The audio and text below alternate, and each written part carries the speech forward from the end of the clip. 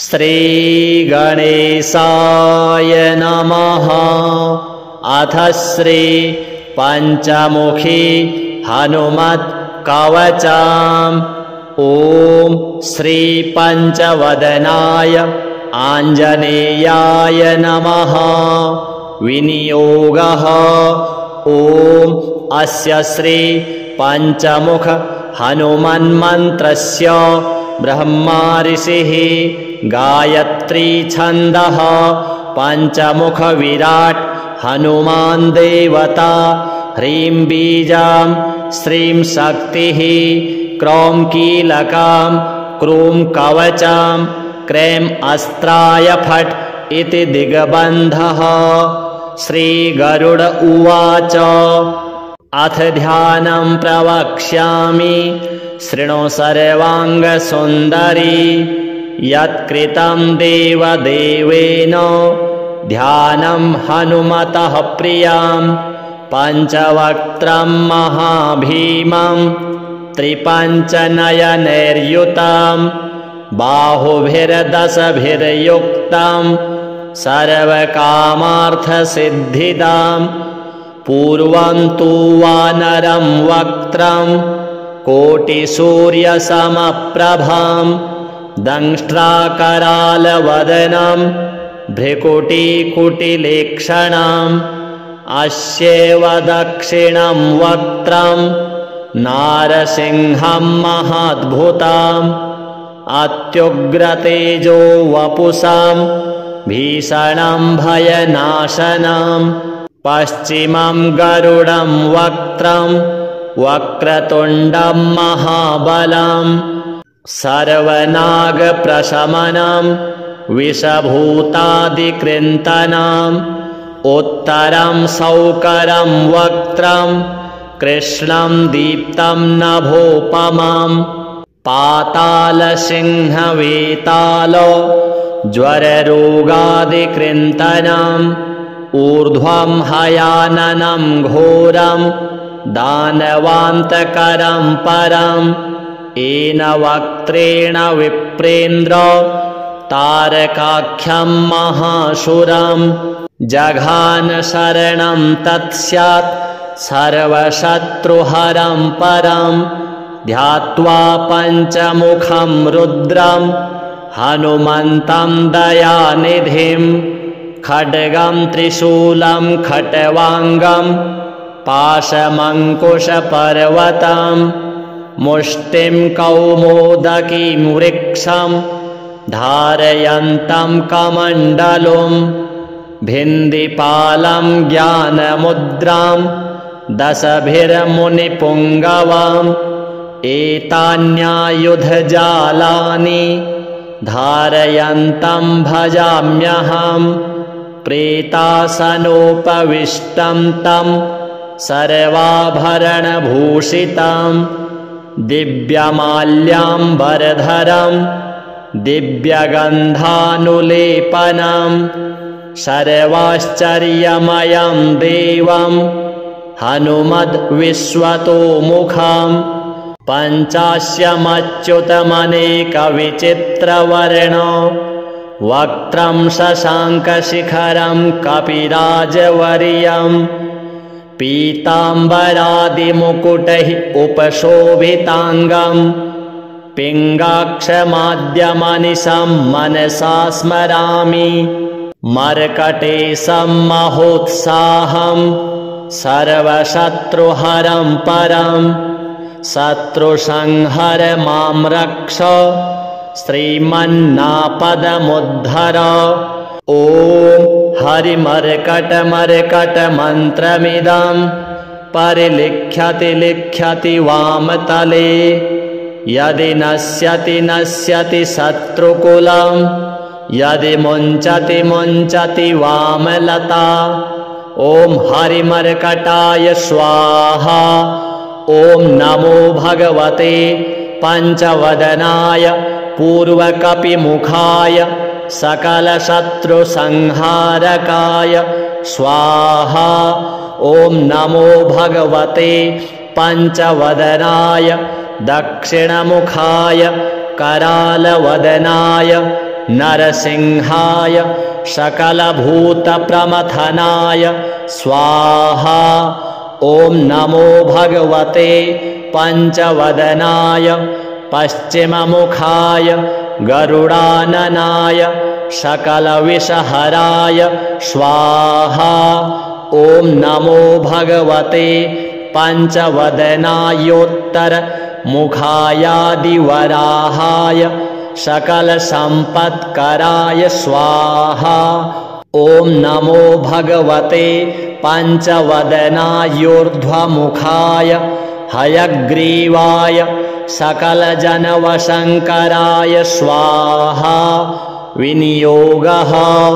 ॐ अस्य श्री पञ्चमुख हनुमन्मन्त्रस्य श्रीरामचन्द्र ऋषिः अनुष्टुप् छन्दः पञ्चमुखवीर हनुमान् देवता हनुमानिति बीजं वायुपुत्र इति शक्तिः अञ्जनासुत इति कीलकं श्रीरामदूत हनुमत्प्रसादसिद्ध्यर्थे जपे विनियोगः इति ऋष्यादिकं विन्यसेत्। ॐ अञ्जनासुताय अङ्गुष्ठाभ्यां नमः। ॐ रुद्रमूर्तये तर्जनीभ्यां नमः। ॐ वायुपुत्राय मध्यमाभ्यां नमः। ॐ अग्निगर्भाय अनामिकाभ्यां नमः। ॐ रामदूताय कनिष्ठिकाभ्यां नमः। ॐ पञ्चमुख हनुमते करतलकरपृष्ठाभ्यां नमः इति करन्यासः। ॐ अञ्जनासुताय हृदयाय नमः। ॐ रुद्रमूर्तये शिरसे स्वाहा। ॐ वायुपुत्राय शिखायै वषट्। ॐ अग्निगर्भाय कवचाय हुम्। ॐ रामदूताय नेत्रत्रयाय वषट्। ॐ पञ्चमुख हनुमते अस्त्राय फट्। पञ्चमुख हनुमते स्वाहा इति दिग्बन्धः। अथ ध्यानम्।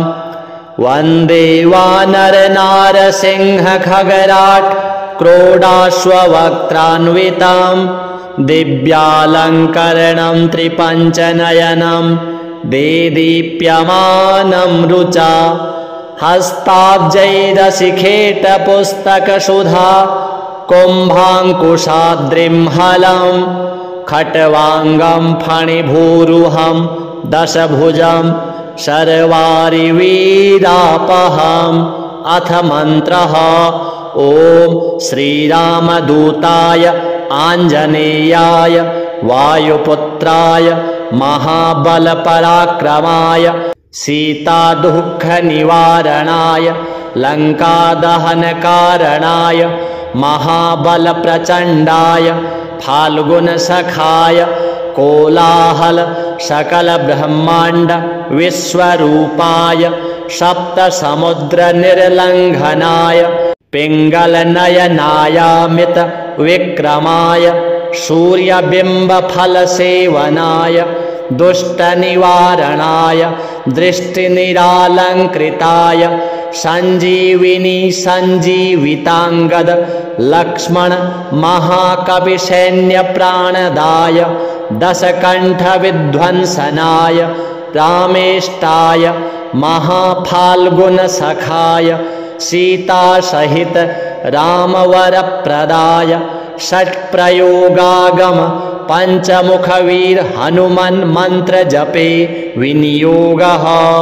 ॐ हरिमर्कटमर्कटाय बम बम बम बम बम वोषट् स्वाहा। ॐ हरिमर्कटमर्कटाय फम फम फम फम फम फट् स्वाहा। ॐ हरिमर्कटमर्कटाय खेम खेम खेम खेम खेम मारणाय स्वाहा। ॐ हरिमर्कटमर्कटाय लोम लोम लोम लोम लोम आकर्षित सकलसम्पत्कराय स्वाहा। ॐ हरिमर्कटमर्कटाय धाम धाम धाम धाम धाम शत्रुस्तम्भनाय स्वाहा। ॐ टं टं टं टं टं कूर्ममूर्तये पञ्चमुखवीर हनुमते परयन्त्र परतन्त्रोच्चाटनाय स्वाहा। ॐ कं खं गं घं अं चं छं जं झं यं टं ठं डं ढं अणं तं थं दं धं नं पं फं बं भं मं यं रं लं वं शं शं सं हं लं क्षं स्वाहा इति दिग्बन्धः।